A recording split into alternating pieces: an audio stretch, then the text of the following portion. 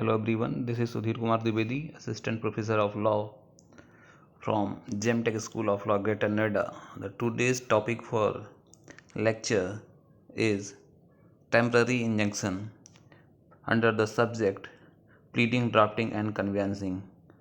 Though here we will discuss in short what is the temporary injunction, because the paper is much focused on the drafting of the legal documents. So here we will discuss in short what is the temporary injunction and how the document is drafted, means how the temporary injunction will be drafted. First of all, it is important to know what is injunction. Injunction is defined in Halsbury laws as judicial process whereby a party is ordered to refrain from doing or to do a particular act or thing. In the same way, Oxford Dictionary defines it like this: a judicial warning or judicial order restraining a person from an action or compelling a person to carry out a certain act. So it can be said injunction is a judicial process whereby a party is required to do or to refrain from doing any particular act. It is a remedy in the form of an order of the court addressed to a particular person that either prohibits him from doing or continuing to do a particular act. It is known as generally a prohibitory injunction, or order him to carry out a certain act. It is known as a mandatory injunction. Now we can understand it by an example. Suppose, for example, if Mr. A rents an apartment to Mr. B, who is a tenant, and B fails to pay the rent to A. On this, A may request to the court to grant an injunction against the tenant to continue to use the property. Means if Mr. B is not paying the rent, in that case A may get an injunction to prohibiting Mr. B to use the property. That will be in the prohibitory nature, means giving direction to the opposite party that he will not use the property. Let's see regarding what are the provisions regarding the temporary injunction.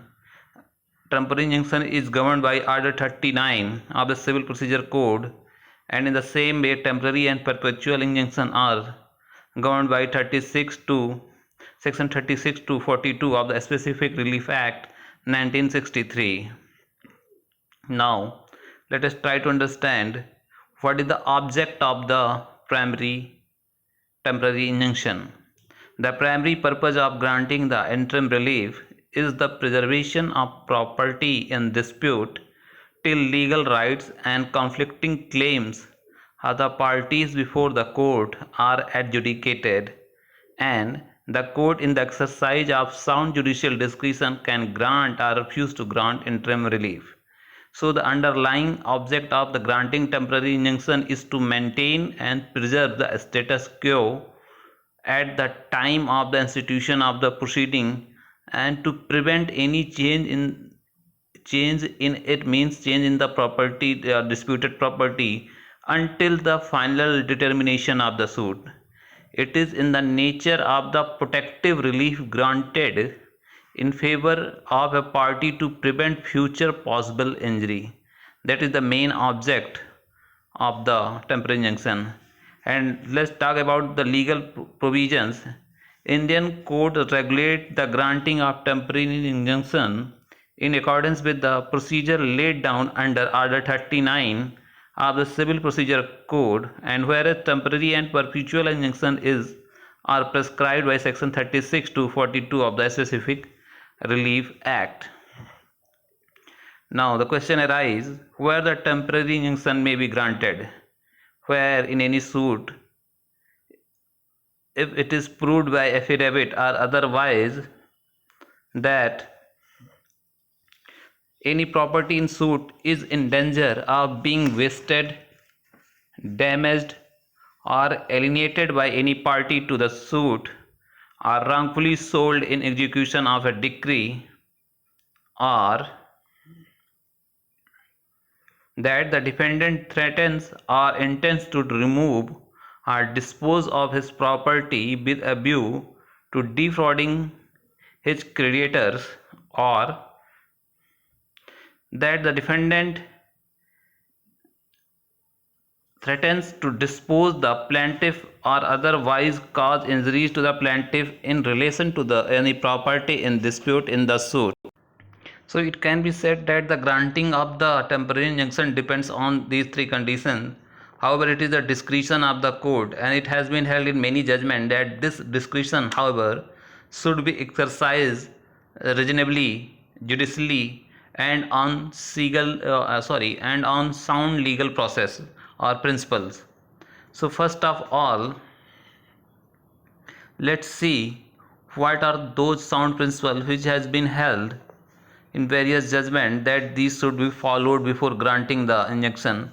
First of all is that we can drawn by these three requirements which has been mentioned here.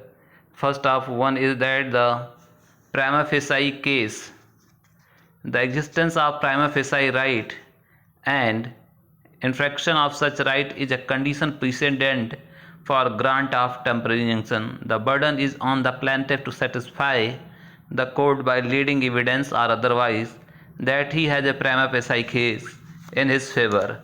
And second one, after proving this that there is a prima facie case in his favor, then he has to prove that there will be irreparable loss if this injunction will not be granted. Means to say, the appellant must further satisfy the court about the second condition, showing that he will suffer irreparable loss or injury if the injunction as prayed is not granted, and that there is no other remedy open to him by which he can protect himself from the consequences of such apprehended injury.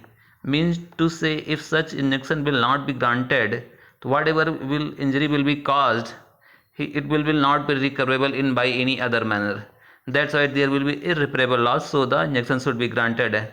And third principle is that the balance of convenience is in the favor of the person who is asking for the temporary injunction.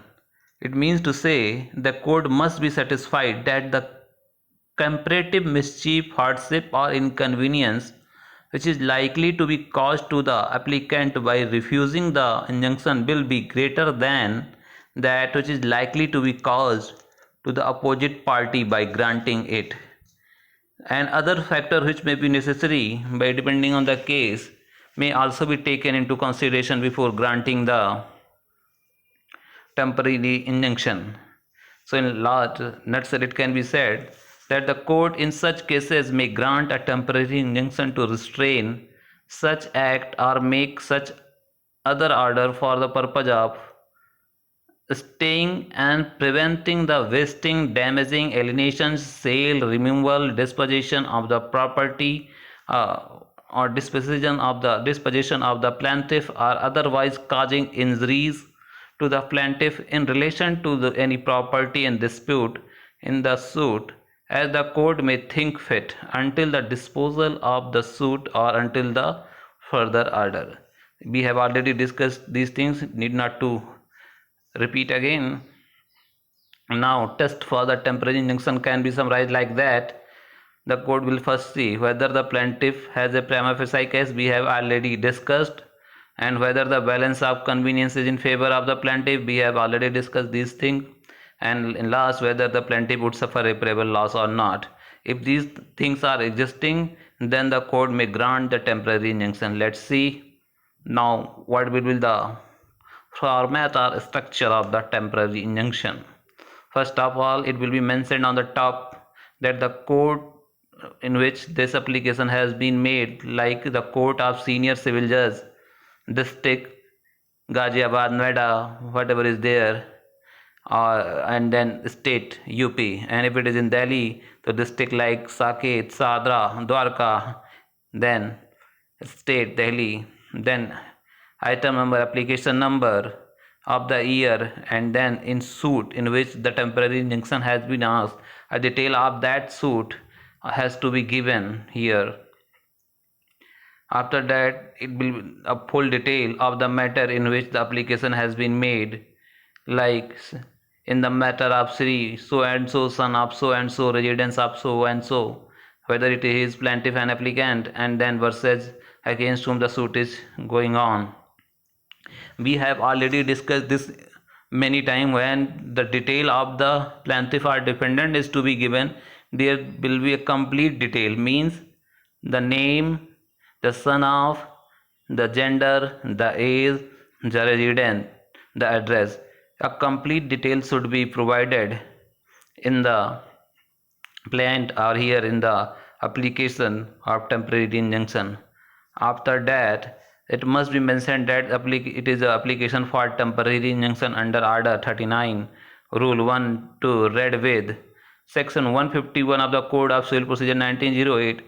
Why Section 151 is mentioned generally while we make an application for the temporary injunction? The reason being, Section 151 is an inherent power of the court. So suppose any provision is not covered and there is a requirement that the temporary injunction should be granted, in that case the court may exercise its power under section 151 and may grant the temporary injunction. Means even ex parte temporary injunction may also be granted by exercising this power. So it is very important. It should be kept in mind that whenever an application for the temporary injunction is made before the court, generally we should mention that this application is also under section 151 of the Code of Civil Procedure, so that court can exercise its power. Then after, the factual clause will come and it will be started like that. Most respectfully sought that the plaintiff has filed a suit for permanent injunction which is pending for the disposal before this honorable court. First fact will be that a suit has already been filed before the court for the permanent injunction, for the perpetual injunction. Then the second statement will be like that the contents of accompanying suit for permanent injunction may kindly be read as a part and parcel of this application, which are not be repeated here for the sake of brevity. Means you can generally mention that whatever the fact has been stated in the plaint may be taken as a part of this application, so there may be not be a repetition of the fact, and it will be easy for the court as well and for the parties to call the things before it, because the plaint has already been filed in that matter. And in last, then the plaintiff may that the plaintiff or applicant may has to say that he has got a prima facie case in his favor and there is likelihood of success in the present case. These three facts must be stated in each and every application for the temporary injunction. And in last, then that in case the defendant are not restrained by means of ad interim injunction for dispossessing the plaintiff from the above said premises number, from so and so place, from interfering any physical peaceful possession of the above and said premises, the plaintiff shall suffer irreparable loss and the injury, and the suit shall become unfractious and would lead multiplicity of the case. In means I have already discussed this thing, that these are three basic grounds which we have discussed, and that should come into the fact. When the fact should apply on those three principles: balance of convenience, irreparable loss. These prima facie case, these three principles should apply on the fact, and these should be mentioned in the application. Then only the court will grant the temporary injunction. And then last, that the balance of convenience is in favor of the plaintiff and again the defendant, as we have discussed already, that these facts should be mentioned. Then in last, there will be prayer. It is therefore most respectfully prayed that this honorable court may be pleased to pass ex parte ad interim injunctions restraining the defendant, their associates, servants, agent, and their representative from interfering into the peaceful physical possession of the plaintiff in the above said premises and from dispossessing the applicant plaintiff from the same. means whatever you are asking, it should be very specifically mentioned that you are not only asking to restrain the defendant who has been mentioned in the plaint, but also the servant, agent and associates who was who are associate, servant, representative of the defendant, they should also be prohibited from interfering from the same. Then in last second prayer B means A and B, then the second prayer will be pass such other order and further order as may be deemed fit and proper on the facts and in circumstances of the case. Then in last, the place, the date, the sign of the plaintiff or applicant through advocate. And again I am saying the applicant has the application has to be supported by an affidavit. Mean and supportive affidavit must be filed before with the application of temporary injunction. That's all about the concept of temporary injunction, and the structure of the temporary injunction we have already discussed. What is the requirement we have discussed. That is all about the temporary injunction. Thank you.